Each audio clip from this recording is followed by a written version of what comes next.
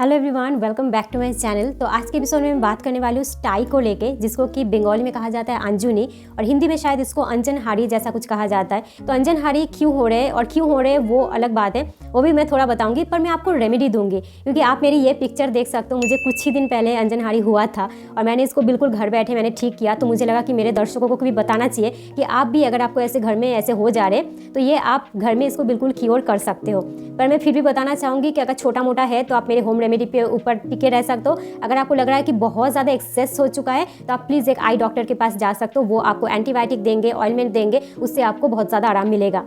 तो चलिए एपिसोड को शुरू करते हैं। अगर चैनल पे नए हो तब सब्सक्राइब कर सकते हो। मेरे साथ इंस्टाग्राम और फेसबुक पे ज्वाइन करना मत भूलना। उधर भी आपको इस तरीके के हेल्थ टॉपिक और आपको लाइफस्टाइल से related skin care, hair care सारे टिप्स एंड ट्रिक्स आपको मिल जाते हैं। तो चलिए एपिसोड को शुरू करते हैं।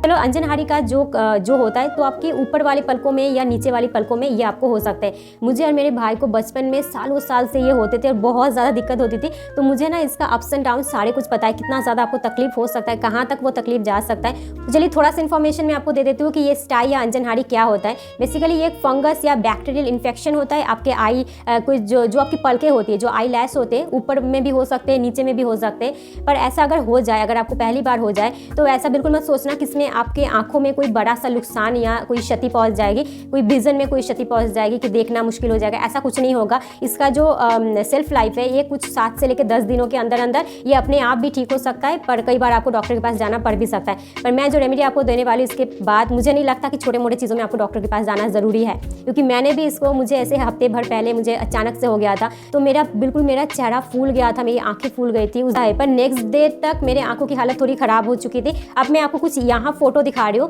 तो ये फोटो ना जब मुझे अंजनहारी हुआ था उसके 2-3 दिन बाद का था। मुझे अचानक से मुझे नहीं याद आया कि मुझे इसका फोटो लेना चाहिए या मैं इसके ऊपर आगे जाके वीडियो बनाऊंगी भी या नहीं, तो मैंने नहीं लिया। तो बाय द वे इन 2-3 दिनों में आप देख सकते हो मैंने काफ़ी कम कर लिया। अभी आपको थोड़ा दिख रहा हो पर आपको क्लियरली दिख रहा होगा कि ये अंजनहारी ही है।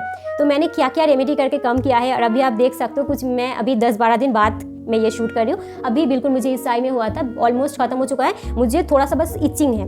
अब चलिए थोड़ी सी इसके सिम्टम की बात करते हैं। तो पहले तो आपने देख ही लिया किस तरीके से आपका पूरा आई का पोर्शन फूल जाता है। हो सकता है कि आपका चेहरा भी थोड़ा सा फूला हुआ हो, आपकी जो आंखें हो काफ़ी ज़्यादा भारी लगती है। अगर अंजनहारी किसी को होता है तो स्टे किसी को होता है काफ़ी ज़्यादा भारी लगता है, इचिंग हो सकता है, दर्द हो सकता है। दर्द हो नहीं सकता, आपको दर्द होगा ही होगा। तो मुझे जो लगता है ना, क्योंकि मुझे बचपन से मेरे भाई को काफ़ी ज़्यादा ये हो चुका है, तो मैंने एक हद तक मैंने इसके ऊपर PhD कर रखा है कि क्या क्या होता है। आपको दर्द और आपको इचिंग बहुत ज़्यादा होता है। अब मान लो कि एक जगह, और रेडनेस, दर्द और इचिंग पहले ही दिनों से आपका शुरू हो जाता है और वो बर्दाश्त के बाहर हो जाता है। आंखों जैसी चीज़ें पर आप खुजला नहीं सकते, ये तो सबसे पहली बात है। पर इतना ज़्यादा आपको इचिंग होगा तो प्लीज़ ऐसे आप एक कॉटन का टुकड़ा लेके उससे आप थोड़े से ऐसे थोड़े से हिला सकते हो अपनी आंखों के ऊपर, ऐसे ऐसे कर सकते हो। पर ऐसे नाखून लगाना, कुछ भी लगाना बिल्कुल ही मनाही है, क्योंकि इससे आपका जो इन्फेक्शन है वो काफ़ी ज़्यादा बढ़ सकता है।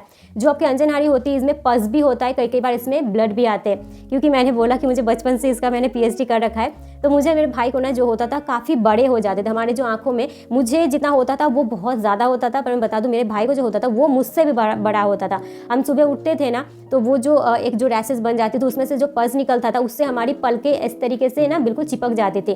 तो नींद से उठने के बाद सबसे पहला जो काम होता था कि गर्म पानी में कॉटन डुबा के या कोई कपड़ा डुबा के धीरे धीरे उस पस को बिल्कुल हटाना, क्योंकि दर्द होता था। आपको पस निकल रहे, आपको खून निकल रहे, दर्द होता था। तो धीरे धीरे करके जब तक हमने ये हटा नहीं सकते तब तक आप मान लो कि हम टॉयलेट में नहीं जा सकते थे। तो वैसा सिचुएशन था। तो ऐसे दिन हमने देख रखे।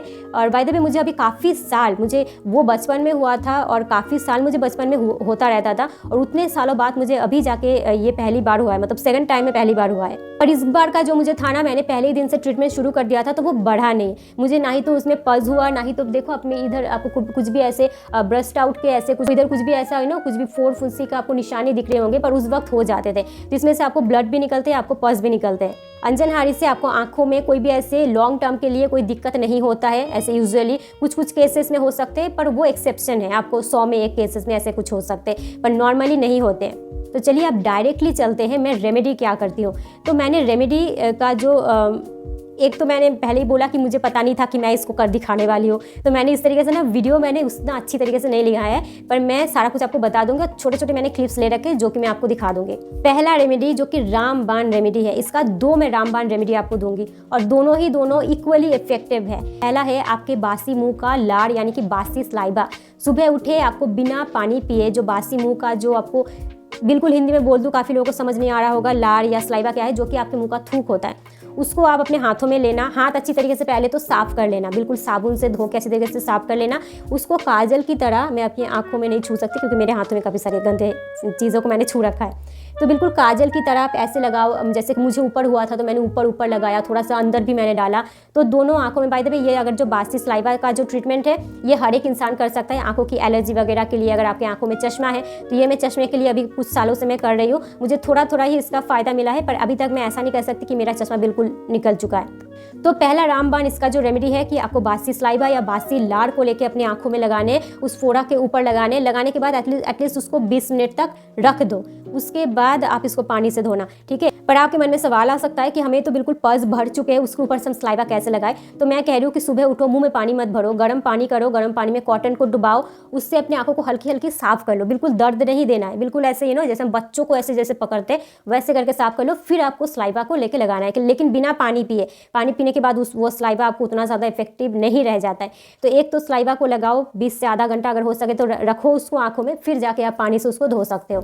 ये एक रामबाण उपाय है, इसको मैंने किया और इसी की वजह से मेरा जो आंखें बहुत जल्दी मुझे क्योर हुआ। और मेरा जो अंजनहारी था वो थोड़ा सा रेडिश तो हो चुका था, पर उसमें पस अगर भरा भी होगा, अगर खून भरा भी होगा तो वो अंदर ही अंदर ठीक हो गया होगा, वो ब्रस्ट आउट नहीं करा। तो जो कि आप देख सकते हो अभी इस घटना को 10 दिन ही कुछ हुए, 10-12 दिन हुए हैं। बिल्कुल मेरा नॉर्मल स्किन है, कुछ भी इधर नहीं है, हालांकि मुझे थोड़ी बहुत खुजली है।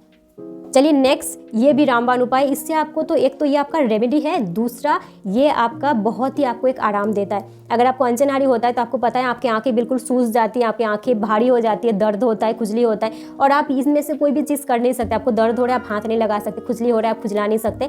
आपको क्या करना है, गर्म पानी लेना है, एक कटोरे में, साफ कटोरे में गर्म पानी आपको लेना है, और काफ़ी गर्म ही आपको लेना है। आपको लेना है कॉटन का टुकड़ा, या मैंने इस तरीके से कॉटन पैड ले रखा था। ये वीडियो मैंने बहुत रैंडम करा था, मैं रात को सोने जाने से पहले ये मैंने करा था।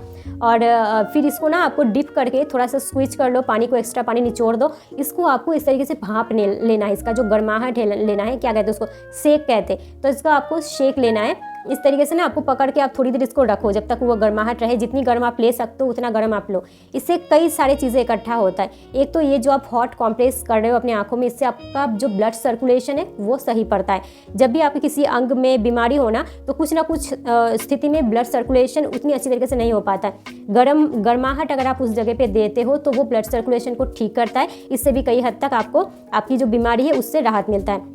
अब बारी आती है कि ये ना एक रेमेडी ही है, ये सिर्फ ब्लड सर्कुलेशन के ऊपर ही निर्भर नहीं करता। ये एक डायरेक्ट एक उपाय है कि इससे आपका अंजनहारी बहुत जल्दी कम होता है, जो कि एक गर्म पानी में अगर आप कॉटन का टुकड़ा या एक कपड़े के टुकड़े से सेक लो। ये जो सेक है यही एक दवा है। तो इसको आपको करना है दिन में आप 3-4 बार 5 बार भी इसको आप कर सकते हो। मुझे क्योंकि मैंने देखा कि मुझे काफ़ी जल्द मुझे राहत मिल रहा था ना, तो मैंने इसको दिन में 4 बार ही किया। पर अगर आपको बिल्कुल लगे ना कि मेरी आंखों के ऊपर तो बिल्कुल पक चुका है, तो आप दिन में 5 बार भी कर सकते हो, कोई प्रॉब्लम की बात नहीं है। किसी को अगर लगे कि हम आंखों के ऊपर गर्माहट दे के आंखों में इससे कोई प्रॉब्लम है, नहीं, आप आंखों को बिल्कुल इस तरीके से बंद करके उसको दे रहे हो, वो आंखों के अंदर तक कोई आपको नुकसान नहीं देगा। दोस्तों ये थे वो 2 रेमेडी। एक तो आपको सलाइवा ट्रीटमेंट करना है, दूसरा जो है आपको ये जो गर्म पानी में जो सेक लेना है ये आपको करना है। ये आप करो, आपको 7 दिनों के अंदर बिल्कुल सही हो जाएगा, ऐसा मुझे लगता है। पर अगर आपको लगे कि 7 से 10 दिन भी हो चुके हैं फिर भी हमारा ठीक नहीं हो रहा है, तो प्लीज़ मेरे उपाय इतने तक ही काम करेंगे। मैं ऐसे बहुत हवा में नहीं उछालती कि इसी में हो जाएंगे। पर अगर 7 से 10 दिनों में भी मेरे उपाय ने काम नहीं किया तो प्लीज़ एक आई स्पेशलिस्ट के पास जाओ और उनसे आप इसका ट्रीटमेंट करवाओ। दोस्तों ये था आज का पूरा एपिसोड। आज का एपिसोड आपको कैसा लगा, जैसा भी लगा, अच्छा बुरा, थोड़ा ज़्यादा अच्छा या थोड़ा बहुत ही ज़्यादा घटिया, वो सारा कुछ आप मुझे कमेंट करके प्लीज़ बताना, क्योंकि आपका एक एक कमेंट मेरे लिए एटलीस्ट ऑक्सीजन जैसा काम करता है और मुझे काफ़ी इससे प्रोत्साहन मिलता है कि मैं इस तरीके की वीडियो आपके लिए आगे भी लाती रहूँ। नेक्स्ट किस टॉपिक के ऊपर वीडियो चाहते हो उसके लिए भी आप मुझे बता सकते हो। मैं सारा कमेंट पढ़ती हूँ और उससे ही मैं अपना कंटेंट चुनती हूँ। अगर ये एपिसोड आपको थोड़ा सा भी अच्छा लगा हो ना, तो प्लीज़ एक लाइक कर देना। चैनल को चाहो तो आप सब्सक्राइब कर सकते हो, मेरे साथ इंस्टाग्राम और फेसबुक को भी चाहो तो जुड़ सकते हो। आप मेरी हेल्थ केयर प्लेलिस्ट को एक बार चेक कर लेना, उधर ना इस तरीके की काफ़ी सारे हेल्थ रिलेटेड जो वीडियो है आपको दिख जाएंगे। तो चलिए आज का एपिसोड यहीं खत्म करते हैं, फिर मिलेंगे किसी नए एपिसोड में। Take care, bye bye.